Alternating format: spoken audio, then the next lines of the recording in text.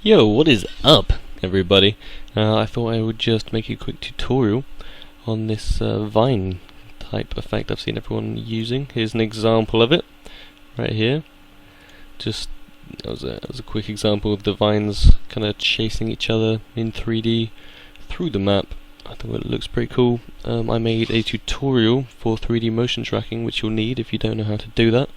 So here it is on the screen. Click it. You're gonna need it. Hopefully half you guys already know, or all of you guys already know, how to 3D motion track. So here I've got my little smooth, and I've tracked it already, so obviously all the points are on there, etc. And I just wanted to show you this new plugin that Project 4D showed me, and I thought it would be really useful for kind of making these vines, and so yeah, here I am. Okay, firstly, obviously you'll need your scene and everything set up and motion tracked. And now I'm just gonna kind of like the sweep nubs approach to doing this, kind of just draw a spline. So let's see, I'm just doing it freehand here, so I want lots of kind of points and 12s on it, so there we go, something like that. And as you can see, the spline's now appeared in our map, and we just need to edit some of the points. So this point is the furthest away that we can see over here. We want this to end on the truck, so we're just gonna move this to the truck, and maybe move some of these as well, give it a little bend before it goes in, and alter the height maybe a little bit, that'd be nice. Just kind of get creative with your splines. That's a weird thing to say, but you know, do try and get a little creative with them, because just going kind of on one horizontal plane isn't exactly too good. Anyway, kind of zoom in. I've got the 4-view approach here to doing it because I think it is a lot easier, and we're just kind of moving these quite randomly. Move this in a little bit, maybe move it up. That'll look nice.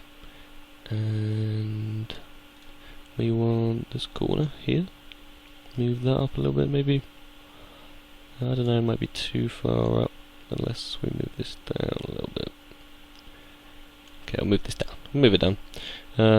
Obviously you get the point. You just need this kind of spline, and these will be our kind of starting points, so moving them over there like that, and we just wanted to kind of curl around, look cool.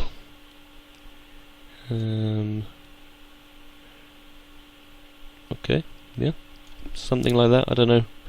Obviously you can see this is basically the path it's going to be taking, so I think maybe move this up a little bit so we can see it doesn't get blocked by that. I don't want to do extra masking where it's not needed.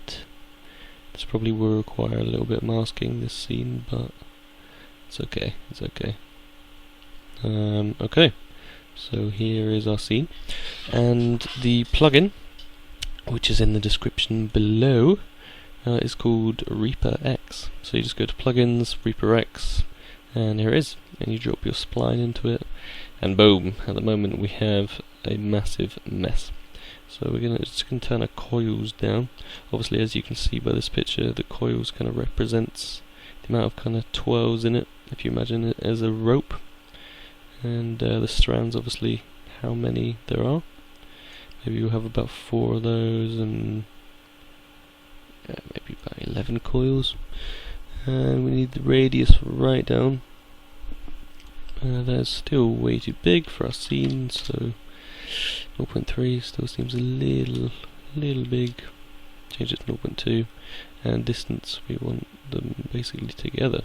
So if we 0.5 that maybe, but I won't be messing. So there are a lot of settings to kind of mess with and see what it's like. At the moment it's going to look like this, which is alright.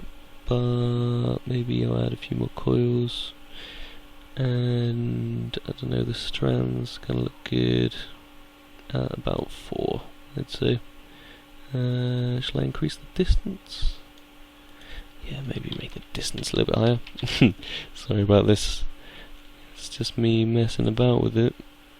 And they are going through the floor there. But if I select the entire spline, just gonna... Oh, I didn't want to move that bit. Actually, that did look cool though. Did look cool. I might move that bit there. Yeah, that looked nice, I think.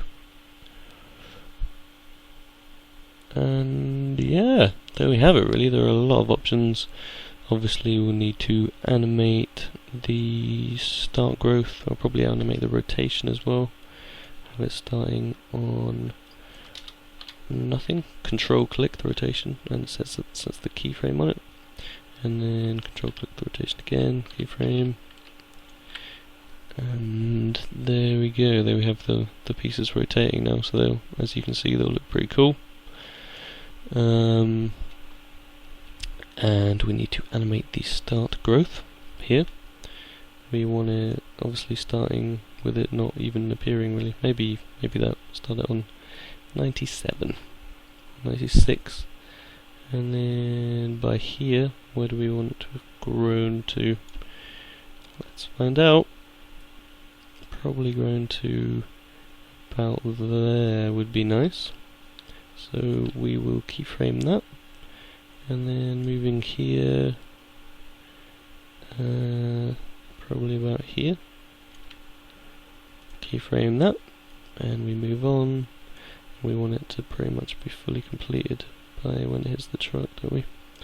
So yeah, it will look like this as it twirls and grows, etc.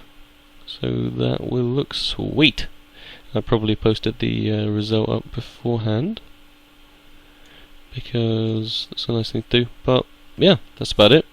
You got your 3D animated vines going through your map, and obviously you can add shadow with the planes, etc. Which I've made there. I just made a kind of test plane, and there we have it. Some nice 3D vines going through our map.